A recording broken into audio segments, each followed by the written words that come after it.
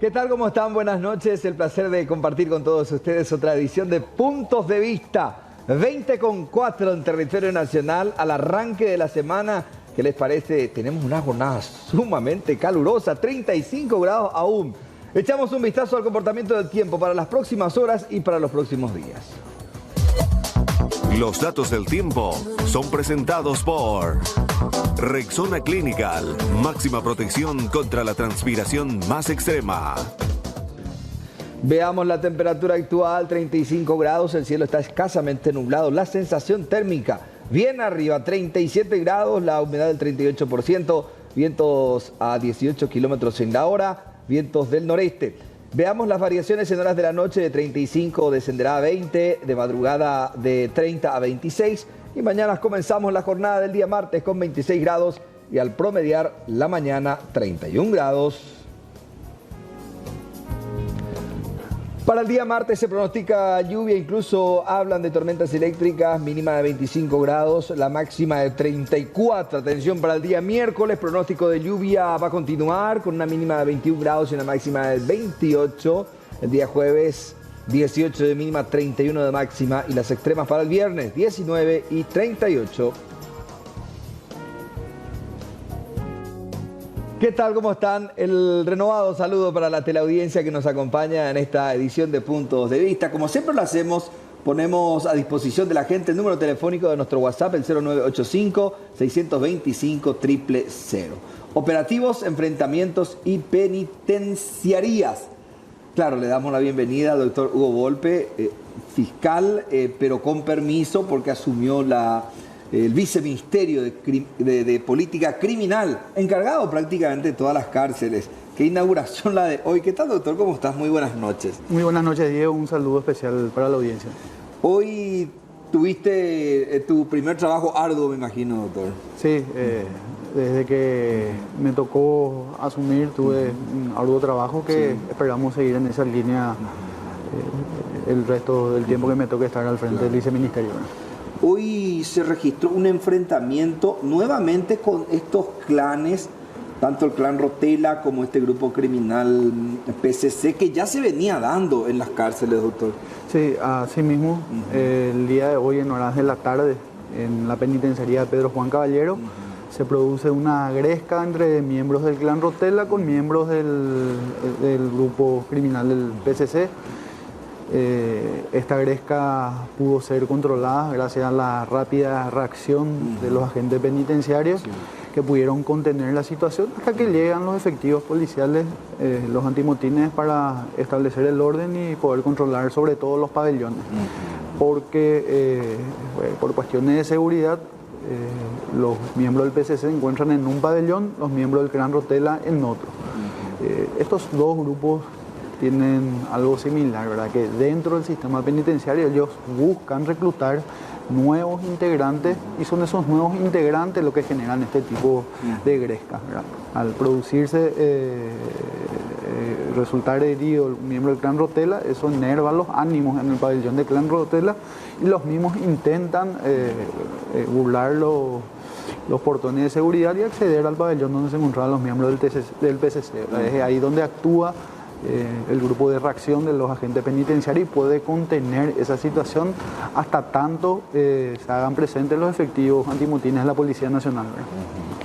Con respecto a estos enfrentamientos, el caso más grave que teníamos era el que ocurrió en el penal de San Pedro, doctor, donde hubo decapitación incluso. Sí, hubieron decapitaciones, varios muertos, también algunos de ellos fueron quemados.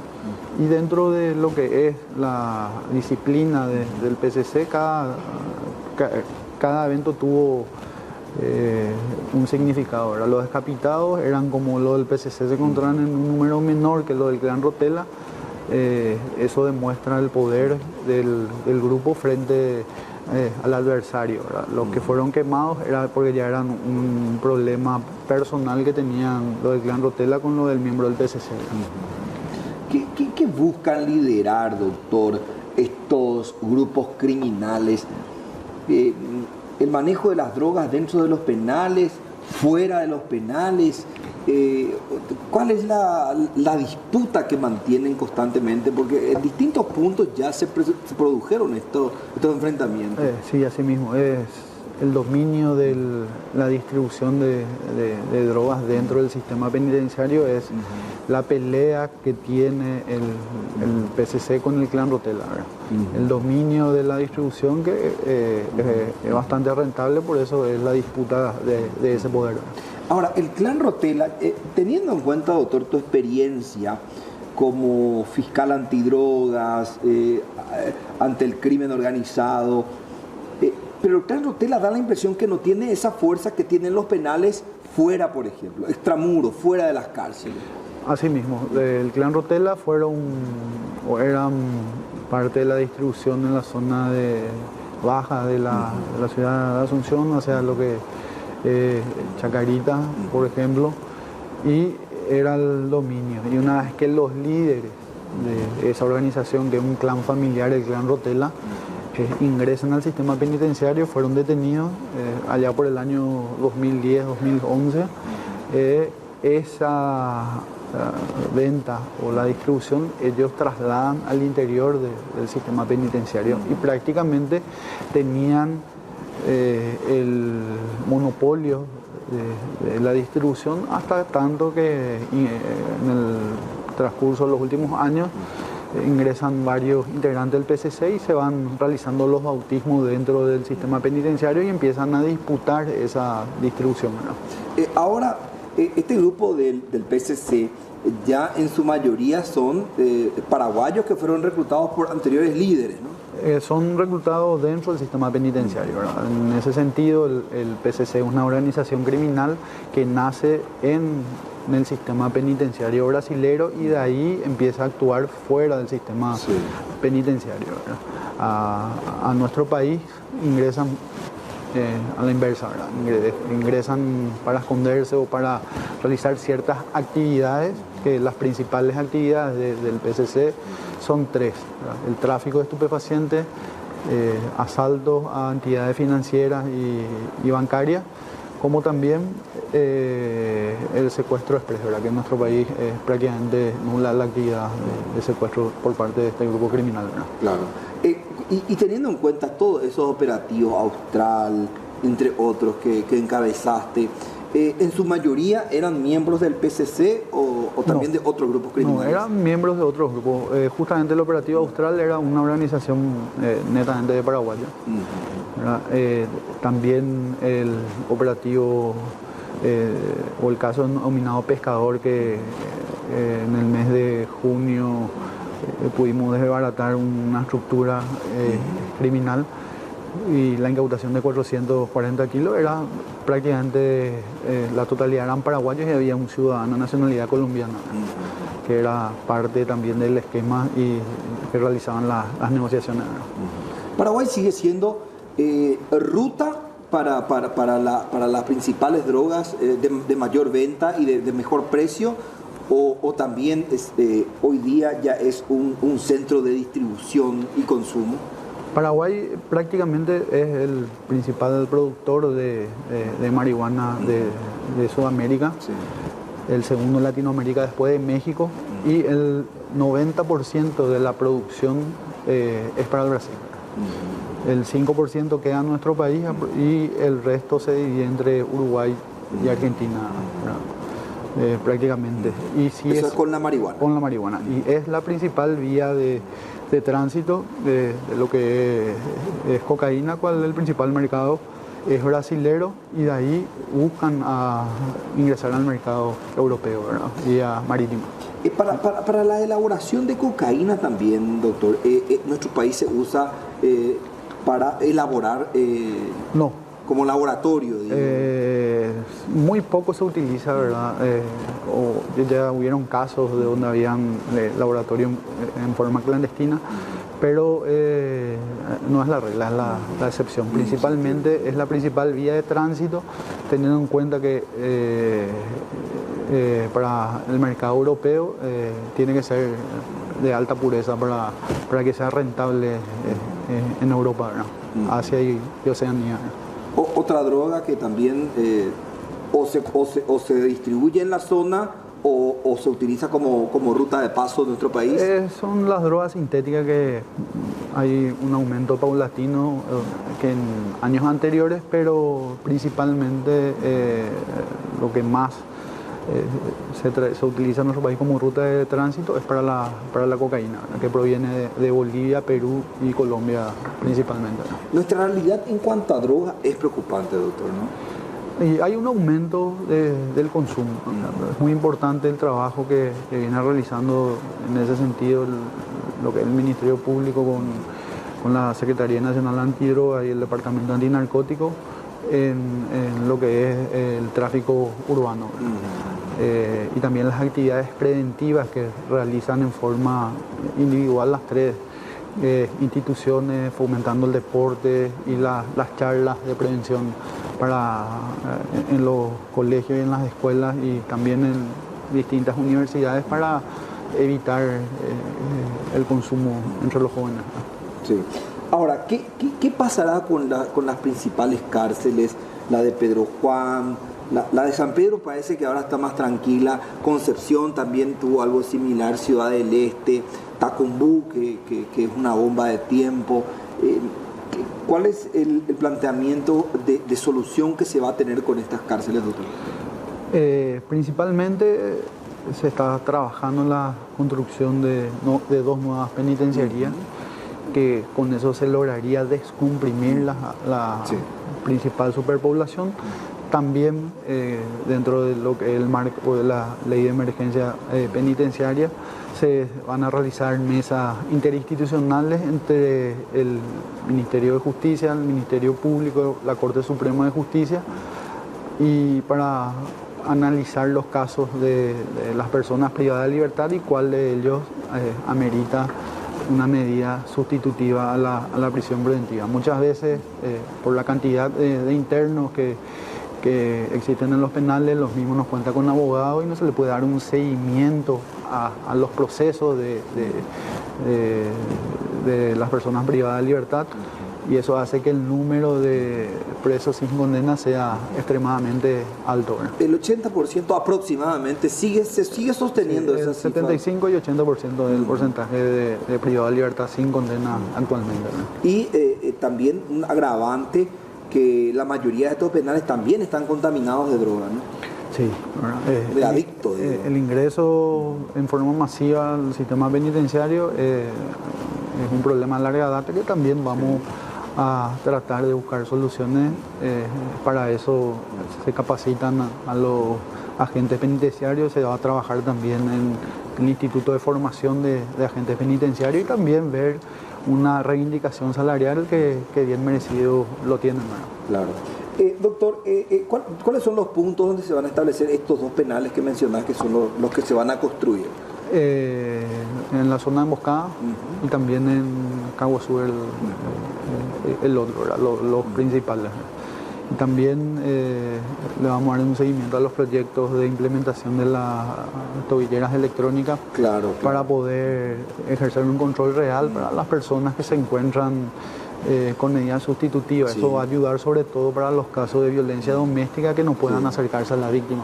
Claro, aquellos que tienen, por ejemplo, exclusión del hogar y no lo cumplen, porque ese control aleatorio parece muy misión imposible para la policía. Es sumamente difícil. La Policía Nacional tiene otras cargas también. Tiene varias cargas que atañen a la seguridad ciudadana, y con esto se le va a descomprimir también dicha tarea, ¿verdad? La cantidad de personas que se encuentran con arresto domiciliario o medidas sustitutivas le imposibilita un control real y efectivo de dichas medidas.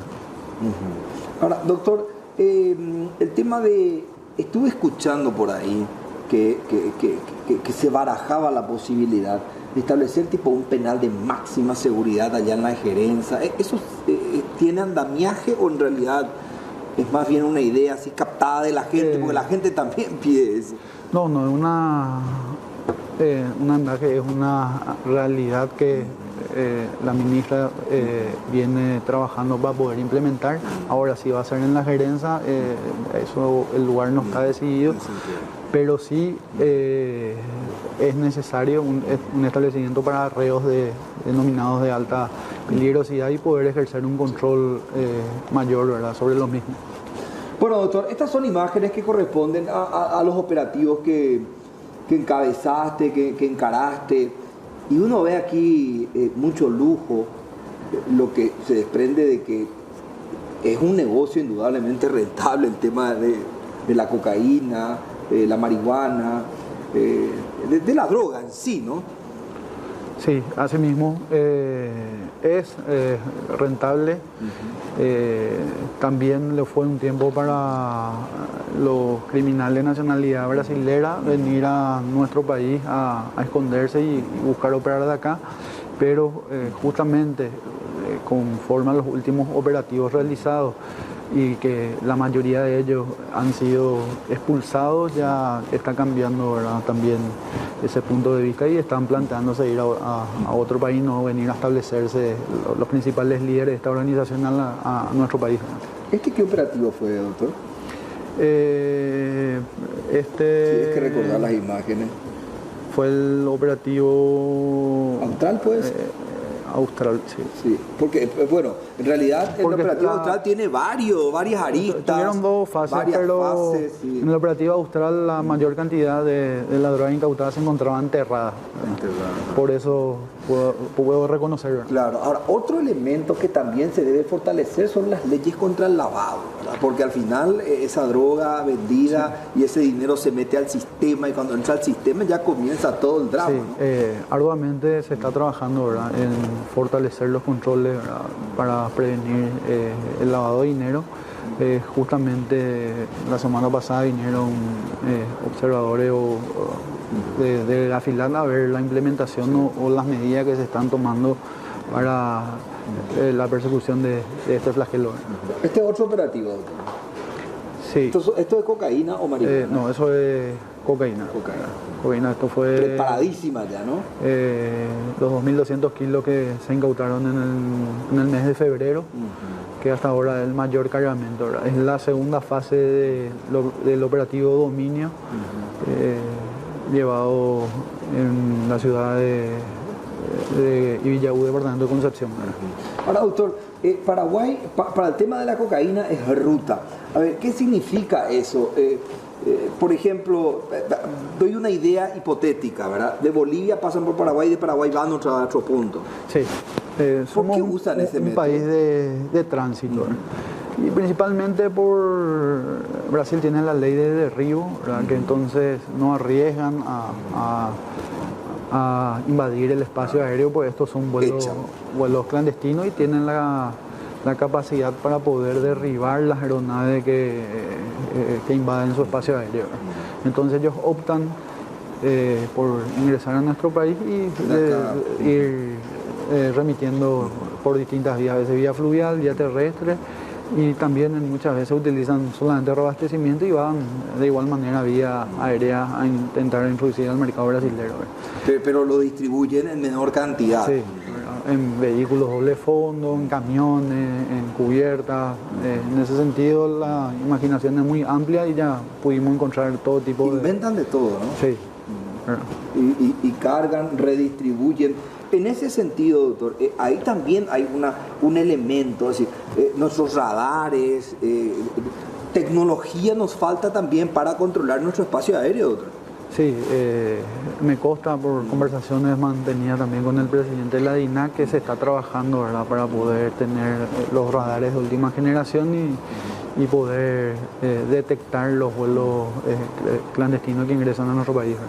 Porque ahora parece que estuve leyendo, no sé, en la caída ahí lo que parece que se detecta algo, ¿no? En las caídas. No, vuelan a baja altura normalmente justamente para no caer en el ámbito. No ser detectados. Para no ser detectados. Eso es lo que principalmente realizan las aeronaves, o de repente el localizador también ellos apagan, ¿verdad?, para no aparecer en el radar. Y con esa droga, que es considerada una de las más fuertes, También, doctor, ¿Brasil es el mayor comprador o hay otros países también? Brasil es el principal punto de partida para Europa. Normalmente cuando es a Europa ellos remiten vía marítima en los grandes buques y en contenedores, ¿verdad? Que van a Europa o a Asia, ¿verdad? Donde mayor precio se paga por kilo de cocaína. Es impresionante, ¿no? Cuando hablamos de todo esto, porque no solamente es la lucha contra el narcotráfico, sino también los delitos conexos, la tecnología que se debe tener para poder tratar de controlar este aspecto. Ahora, tema cárceles nuevamente, doctor, porque me parece que se conecta toda esta cuestión.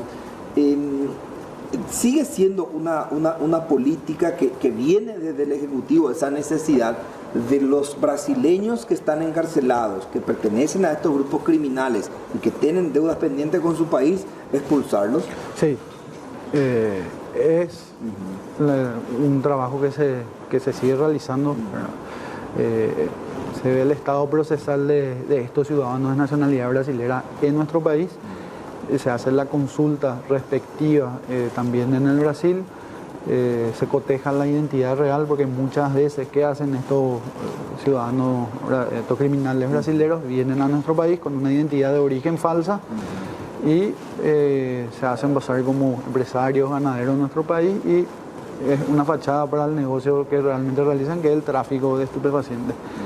Y cuando son detenidos, figura que no poseen antecedentes, entonces necesariamente se le toman las huellas dactilares, eso se remite al Brasil. Una vez que tenemos confirmada la identidad, si tiene antecedentes, se procede a la expulsión de los mismos.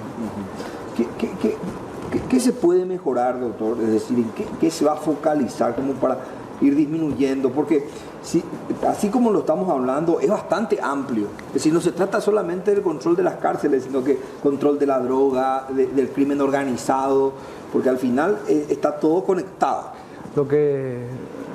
Las líneas que bajó la ministra en ese sentido es la necesidad y la urgencia de la construcción de los centros penitenciarios. Dos, trabajar en el plan curricular y capacitarle a los agentes penitenciarios. Hoy lo que acaeció en Pedro Juan Caballero es un claro ejemplo del resultado de un entrenamiento de reacción rápida, focalizada, donde pudieron contener la gresca hasta tanto que lleguen los refuerzos de las fuerzas policiales para poder controlar la situación, ¿verdad? Y como tercer punto es un fortalecimiento a lo que es la Dirección de Inteligencia Penitenciaria para poder detectar las amenazas y prevenir a tiempo, ¿verdad? ¿Cómo estamos en comparación con nuestros países vecinos? Brasil, Argentina, Bolivia, y sobre todo en lo referente a esa lucha, pero integral, doctor.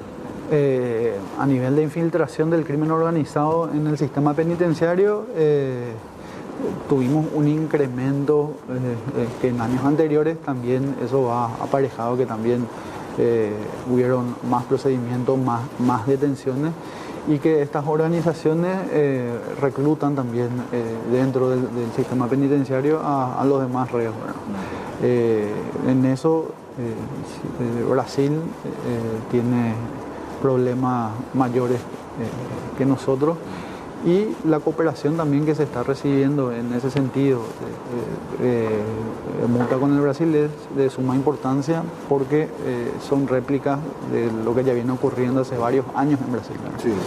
Y tienen serios problemas con amotinamientos, intentos de fugas incluso de líderes del crimen organizado. Por eso, ¿verdad? Ellos tienen una legislación donde tienen un sistema federal y estadual, sí. Lo que son las penitenciarías estaduales son las que mayores problemas tienen, ¿verdad?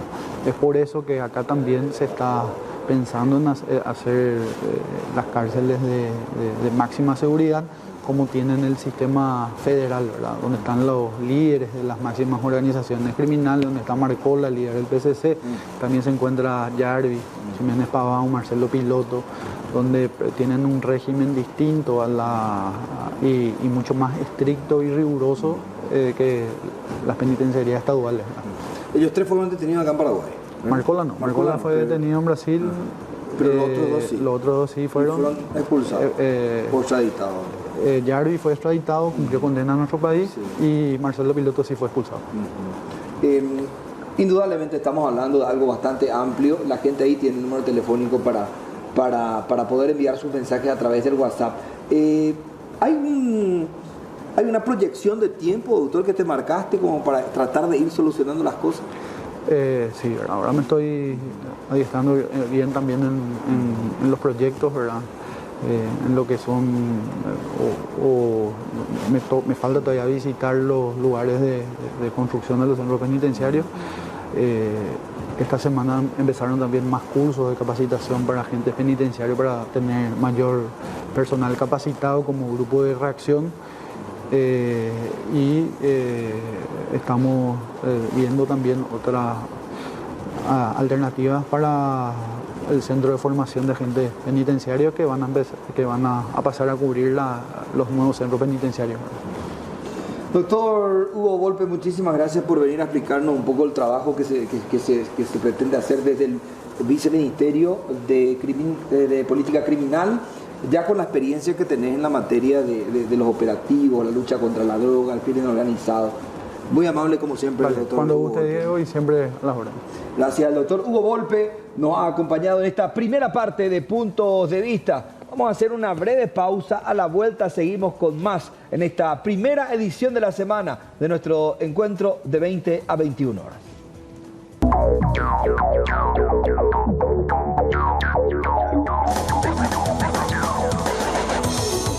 Noviembre del año 2019 hay un tema que hoy vamos a abordar y precisamente hemos invitado a integrantes del Frente por la Niñez. Nos acompaña la directora ejecutiva de Global Infancia, ella es Marta Benítez. Buenas noches, Marta, ¿cómo le va? Buenas noches.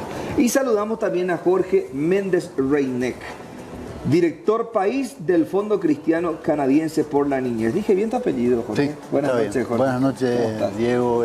Gracias por la invitación a este programa y saludos a la audiencia. Muchas gracias. La gente tiene el número telefónico también para compartir con nosotros a través de los mensajes de WhatsApp al 0985-625-000. No se olviden, 0985-625-000. Vamos a arrancar aquí con la directora de Global Infancia. ¿Están preocupados, directora, no? Sí, así mismo es. Realmente el recorte inminente que nos han informado el propio Ministerio de la Niñez va a afectar gravemente los programas y los servicios del Ministerio. ¿Y eso qué significa? Básicamente dejar de lado a casi 3.300 niños, niñas y adolescentes que necesitan urgentemente los servicios que ofrece el Ministerio de la Niñez. Entonces, esto nos preocupa de verdad. ¿Cuánto del recorte, director? Es un recorte del 60% que ya aplicó el Ministerio de Hacienda, y con este recorte es que van al Parlamento ya para la definición, ¿verdad? Y lo que queremos hacer es un llamado a los parlamentarios de ver que este recorte no sea sino que al contrario se pueda reponer al menos el presupuesto original que el Ministerio había planteado a inicios de año, ¿no? Y hay varios programas que se abarcan con este Efectivamente, este presupuesto, digamos, implicaba atender a una población que de hecho está en condiciones de vulnerabilidad, como por ejemplo niños y niñas que están en trabajos peligrosos, niños y niñas que están en situación de calle, niños y niñas y sus familias que por ahí necesitan un apoyo más específico, que están relacionados con adicciones, etcétera. Bueno, son poblaciones que de hecho requieren este soporte que se estaba planificando dar para el año que viene. Director, con respecto a este frente, indudablemente que esto va a significar una reacción, ¿verdad? Para tratar de obtener o recuperar esa porción. Así es, un poco para precisar, de 178.000 millones que elaboró como presupuesto el Ministerio de la Niñez, como había dicho, como ya ha señalado Marta, el 60% recorta, va a 106.000 millones se recorta y quedan en 72.000, lo que significa una reducción incluso con respecto al presupuesto actual. En un escenario concreto, la Secretaría de la Niñez pasó a ser Ministerio de la Niñez, lo que significa una estructura más grande, más ambiciosa, con mayores posibilidades de promover el ejercicio de los derechos de los niños y niñas más vulnerables del país. En ese escenario, viene este recorte. El recorte no es del Congreso, el recorte es del Ministerio de Hacienda por los topes presupuestarios que establece. Entonces, lo que nosotros como Frente pensamos es que cuando el presidente Mario Abdo Benítez, durante la campaña, firmó los 20 compromisos en favor de la niñez, el primer compromiso implicaba aumento sostenido de la inversión en la niñez y la adolescencia. El tercer compromiso, fortalecimiento de la institucionalidad, en este caso del Ministerio de la Niñez, y otra serie de compromisos. Este presupuesto contradice los compromisos que asumió el Ejecutivo. Así de sencillo. Esto no le favorece para nada al sector de la niñez, que está luego con serios inconvenientes, directora. Sí, así mismo. De hecho, estamos hablando de una situación que, de hecho, es deficitaria. O sea, el presupuesto que plantea el Ministerio de partida ya es deficitario, porque si uno analiza realmente el déficit que hay en relación a la demanda, ahí estamos hablando de un hueco mucho mayor del que estamos hablando, ¿verdad? Por ejemplo, el programa Abrazo abarca a un porcentaje en relación a la población entera de menos del 15%. O sea, llega al 15% de la población y deja de lado más del 85 o 90% de la población que requiere ese servicio, por ejemplo, ¿verdad? Y así estamos hablando de otros servicios. O sea, que realmente estamos hablando de un déficit y un retroceso enorme. Claro. Con respecto a esas falencias, con todo esto que ocurre, el programa Abrazo, o sea que con este inconveniente que ahora y con este recorte, vamos a seguir viendo niños en la calle, vamos a seguir doliéndonos de una realidad que como sociedad podemos solucionar, pero que no... Así es. En realidad, la población de niños y niñas afectadas van a ser 33.000. 33.000 niños y niñas, de los más vulnerables. Hablamos en distintas circunstancias. Esa es la población que se ve afectada con este recorte presupuestario. ¿Y cuáles son las implicancias? Las implicancias son de corto plazo, como bien decís, Diego. Vamos a ver más niños en la calle, vamos a ver indígenas drogándose, vamos a ver procesos de adopción interminables, vamos a ver más niños institucionalizados, vamos a ver poblaciones de niñez más pobres, sin atención en la primera infancia. Vamos a ver una serie. El Ministerio de la Niñez y la Adolescencia, a veces dice uno, ¿para qué está el Ministerio de la Niñez cuando hay educación, salud, que atienden los problemas principales de la niñez?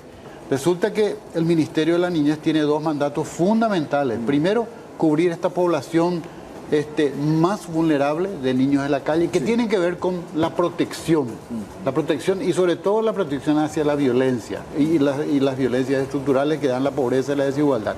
Pero por otro lado, tiene el mandato de articular las políticas públicas, o sea, los servicios de educación, salud, agua, saneamiento, nutrición, hacia estas poblaciones en general y las poblaciones más vulnerables en particular. Y con este presupuesto no va a poder hacer ni uno ni lo otro. Y vamos a seguir lamentándonos. Sí. Y directora, eso, porque, a ver, no es fácil realmente sacarle a un chico de situación de calle. Así es. Porque como que sienten un apego ya a esa realidad. Y sacar esa herramienta otra vez que nos ayuda a luchar por lo menos contra esa realidad, creo que para mí empeora todo. Absolutamente, implica un retroceso gigantesco, ¿verdad? Todo este esfuerzo que estamos haciendo desde hace varios años por tratar de sostener servicios, tanto desde la sociedad civil en coordinación con el Ministerio de la Niñez. Y la verdad es que estamos un poco asombrados porque no entendemos muy bien cómo es posible una contradicción tan grande. ¿Para qué convertir a una secretaría en un ministerio si vamos a estar entregándole un presupuesto tan deficitario? Es un contrasentido. Y mucho más en un país que es país pionero de lucha contra la violencia, que asumió internacionalmente sus compromisos. Paraguay es un país, Estado parte de la Convención de los Derechos del Niño, o sea, está absolutamente comprometido con mejorar las condiciones de vida de los niños, niñas y adolescentes. Pero si no invertimos, entonces estamos hablando en el vacío y estamos realmente no honrando el compromiso que como país tenemos. Además, la inversión que nos hacen los niños realmente la vamos a pagar y muy caro. ¿Cómo estamos en materia de agresiones contra los niños, doctor? Y eso está, no diría institucionalizado, ¿verdad? Una cultura. Pero es una cultura, es una Mi hijo cultura. es mi objeto y yo le castigo como yo quiero, ¿verdad? Así es, pero no es por una cuestión de maldad o no, es simplemente de desconocimiento. Que acá Marta nos puede ilustrar en ese sentido. Porque Es que a veces uno le dice, uno habla con personas más Sí. adultas, me sucede a mí, le digo, no, a los chicos hoy no se les castiga, eso es lo que Sí, pero sostienen la psicología. Y se asustan, no, hay que corregirle de vez en cuando. Asimismo, está probado que una educación positiva es más efectiva, es más eficiente. O sea, nuestros niños, niñas van a crecer con mayor potencial de realización en todo sentido cuando no hay el ejercicio de la violencia. Sí, yo les invito a leer y siempre hago esta invitación, uno de los libros de Moisés Bertoni, cuando habla de la civilización guaraní, hace una semblanza de la civilización guaraní y destaca que nuestro antecedente, los guaraníes, pero los guaraníes puros, no los guaranizantes, los que ya fueron colonizados por los guaraníes, jamás empleaban la violencia. O sea, está en nuestra naturaleza, si escarbamos un poco, está en nuestra naturaleza, que es una cuestión, el no usar la violencia. Y es cuestión nada más que recuperar esas virtudes que son muy nuestras. De hecho, es importante que Paraguay dio un paso en este sentido. Hay una ley que prohíbe el uso del castigo corporal y el trato humillante hacia los niños, justamente basada en lo que se sabe en este momento por parte de la psicología, la neurología.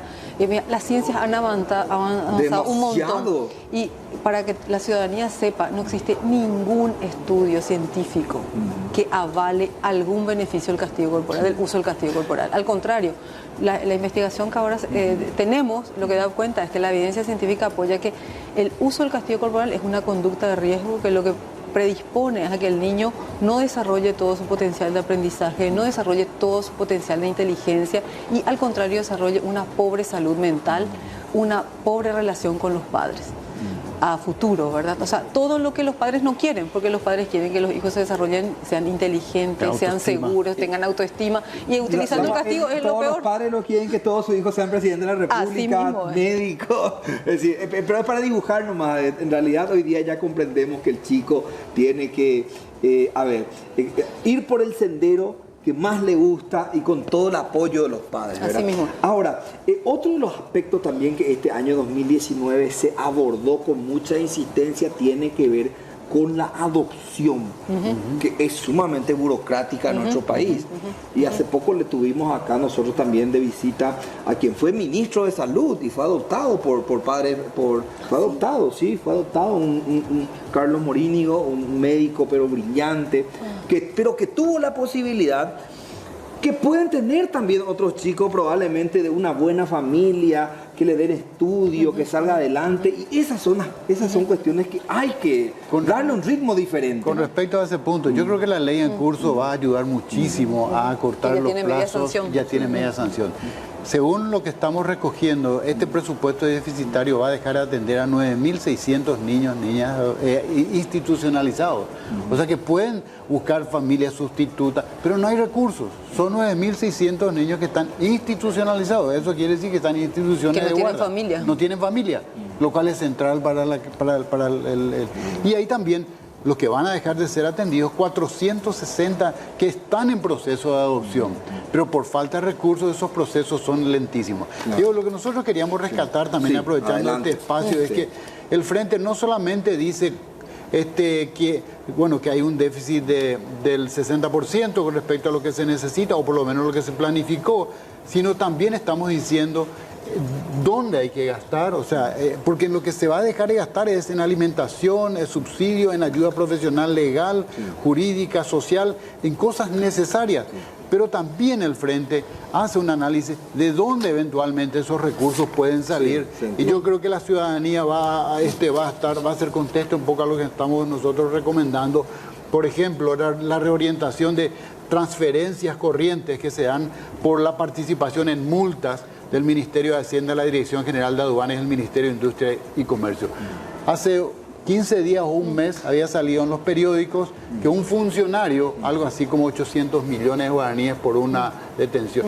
Eso es legal, pero es inmoral. Totalmente. No sé cómo, Totalmente. cuándo vamos a Y reaccionar eso como le resta país. de alguna manera legalidad también a la cuestión. Pero, ¿verdad? Porque- bueno, entonces, esa es una medida que estamos diciendo. También combustibles en el Ministerio de Defensa, aporte y subsidios a partidos políticos, gastos reservados de Esto la sí que presidencia ignora. y vicepresidencia, combustibles, servicios sociales y pasajes y viáticos del Congreso de la Nación. Sabemos cuáles son los niveles de beneficios y, por supuesto, también creemos que hay que reorientar el presupuesto del Parlasur si va a ser discontinuado, ¿verdad? Diputados, senadores, parlasurianos, el próximo año, así como está el presupuesto, van a seguir teniendo sus combustibles. No puede ser 33.000 niños en una balanza, 33.000 niños de los más vulnerables diputados. que después, aparte de los efectos presentes, van a ser un pasivo social que vamos a sentir en las calles y vamos a sentir cierto. por los índices de criminalidad y baja productividad. Y por el otro lado, algo que es insostenible.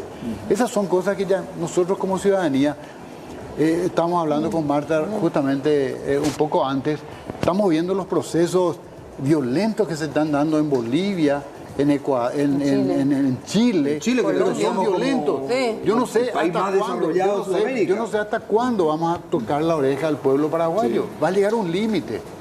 Y la gente se está percatando de esa situación, pero como que todavía no reaccionamos, ¿verdad? Pero ¿por qué aguardar la reacción Exacto, cuando el político puede Así ser es. consciente? Exactamente. Tener un poco también Eso mismo. de dejar de lado Visión de estadista. Sí. Eso es lo que precisamos. sí, de Visión todos los estadista. políticos, Sí, ¿verdad? así Porque es. acá hay una decisión del Congreso que también determina el manejo del presupuesto, del Ministerio de Hacienda, de la Presidencia de la República. Indudablemente hay un sector muy vulnerable de la niñez que uno ve todos los días en la calle. Uno va por la terminal de ómnibus de Asunción, o va por Luque, o por la avenida San Martín y Mariscal López, y se encuentra con una realidad lacerante. Porque en serio, esos chicos pueden ser nuestros hijos, son nuestros Son nuestros Así hijos. es. Son están nuestros sometidos hijos. a la droga, se drogan. ¿Qué futuro le estamos dando a esos pequeños? Además, ¿Qué podemos presente hacer le algo, estamos podemos dando? hacer algo al respecto. Sí, sí, es cuestión de totalmente. decisión. Y sobre todo porque Paraguay no es un país pobre, es un país que tiene muchos recursos. Lo que necesitamos realmente es asegurar un gasto justo de los recursos que tenemos, mejor distribuidos y sobre todo que lleguen a los niños y niñas. Es lo mínimo, es una cuestión ética. Se está hablando del bono demográfico. Sí, ¿verdad? imagínate. Sí. Esto es un desperdicio. Reitero, esto va a ser un pasivo en el futuro. Totalmente. Porque no va a ser población productiva que ayude a conseguir los recursos para la tercera edad, para financiar. Pero la gente parece que, como él suelo decir, en cualquier momento la bomba explota en nuestra cara y no nos vamos a dar cuenta. Sí. Hay otras cifras que también son alarmantes, doctor. Por Bueno. ejemplo, el tema de adopción nos preocupa, tiene que hacerse con mayor celeridad. Tema de niños en la calle, porque al luchar contra los niños en la calle, eso es solamente por voluntad, ¿no? Es decir, el niño no puede ser apresado prácticamente en un hogar, no, ¿verdad? totalmente. Entonces, y luchar con esa realidad, porque el que es adicto ya al consumo de la cola de zapatero, quiere volver otra vez a la calle. Entonces es un tira y afloja que el Estado tiene que estar luchando. No, de hecho, y tiene que desarrollar programas que atiendan integralmente las necesidades de esos niños, que no es solamente sacar, pero cómo sacas a los niños en situación de calle, es ofreciendo oportunidades y atendiendo a toda la Y se familia. da eso, directora. Y bueno, y eso es lo que es el programa Abrazo. El programa Abrazo no es que atiende solamente al Es niño, integral, es integral. Hay hay un programa de transferencia condicionada de recursos pequeños, pero algo, se acompaña a las familias, se asegura que el niño vaya a la escuela. O sea, lo que se intenta es que el niño realmente tenga todos los derechos garantizados, ¿verdad? Eso es lo que intenta hacer el programa Abrazo y otros programas. Pero si estás hablando de otras realidades, estamos hablando de embarazo adolescentes, otra realidad lacerante. Tenemos dos embarazos Violación, sí, abuso y violación. que están detrás de situaciones de violencia. Hoy que es justo el 25 de noviembre, Día contra la Violencia hacia la Mujer y las niñas y niñas, recordamos especialmente esa cifra. y que también van a ser afectados con este recorte, ¿verdad? Porque obviamente si es que el Ministerio de la Niñez no se encuentra suficientemente fortalecido, por supuesto muchas más niñas van a estar en situaciones de vulneración afectadas por la violencia. Bueno, para recordar a la gente que se está sumando, reiteramos, mañana hay una marcha, directora. No, hoy. Hoy. Hoy es la marcha, de hecho están Sí. yendo hacia, creo que el Parlamento, Están hacia una bajando, sí, plaza. yo me encontré con la marcha. Yo también, precisamente. cuando venía para acá, y están justamente poniendo centralmente en la agenda política este tema que tenemos que enfrentarlo, debatirlo y ver cómo podemos tomar medidas para que no hayan esta cifra de feminicidios no sea tan alta, ¿verdad? ¿Tienen pensado reunirse con algunas autoridades para Así es. plantear el...? Así mismo, desde hoy que aprobamos el documento ya empezamos a distribuir entre algunos senadores, que inclusive algunos de ellos, o por lo menos uno de ellos va a dar lectura en el momento de la plenaria de la Cámara de Senadores. Yo creo que tendría que haber algún tipo de reacción de parte del Senado con respecto a esto. Si eventualmente hay un incremento, una autorización para el incremento del déficit fiscal a un 3% como se había planteado inicialmente, esto es lo que necesariamente tiene que entrar dentro de ese 3%. ¿Cuánto debería ser el presupuesto de la Secretaría de la Niñez? Uy, eso sería una pregunta que pondríamos, por lo menos originalmente. Lo que planteó Con eso por lo originalmente menos se cubre lo mínimo. Fíjate, 71.000 millones, 80.000 millones tenían en el 2019 como Secretaría de Acción Social. Secretaría de Niñez. Secretaría, de la Niñez. Luego pasó a lo que ellos dijeron, bueno, somos ministerios, vamos a ajustarnos al desafío, a ser más ambiciosos, a atender 33.000 personas más. Pero ¿qué pasa? Ahí el recorte, no solamente recorte respecto al año anterior, sino debajo del año anterior. Y ahí el contrasentido que precisamente señalaba Marta, de que necesitando se había calculado 178.000 millones como para empezar a ser más ambicioso como ministerio. No es el techo, yo diría que es casi la base, Pero con hoy, este recorte es volver a foja cero. Totalmente. menos que totalmente. cero. Es un retroceso, un retroceso. Y esperemos que el Parlamento, los senadores realmente comprendan que este recorte es lo que significa para la niñez de nuestro país y asuman la decisión valiente de recuperar el presupuesto, aunque sea el planificado originalmente, y que por lo menos honremos los compromisos que tenemos como país. Y ese monto planificado por encima de los 170.000, eso sale de la Secretaría de la Niñez. Ese fue el pedido de la Secretaría Ese de la fue el Niñez. pedido de Del la ministerio. Secretaría. Así Del ministerio, Es lo que exactamente. normalmente hablan de presupuesto base cero. Sí.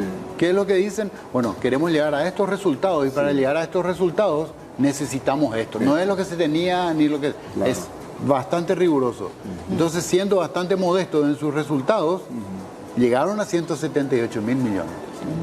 Gracias, directora, muy amable. Siempre hablar de la niñez es apasionante, pero ahora hay que ponerle mucha realidad y materializar eso, porque si no vamos a seguir hablando Así es. de ideología, de lo que pretendemos, de lo ideal. Así pero es. en realidad tenemos que empezar a trabajar hoy por esa niñez que está, por esa niñez vulnerable. Gracias, directora. No, gracias a ustedes porque es la manera de contribuir de los medios a esta iniciativa, a esta lucha. Corresponde. Cerramos puntos de vista. Ya llega el completo resumen de las noticias en las pantallas de C9N, el canal de las noticias. Por su atención, muchas gracias.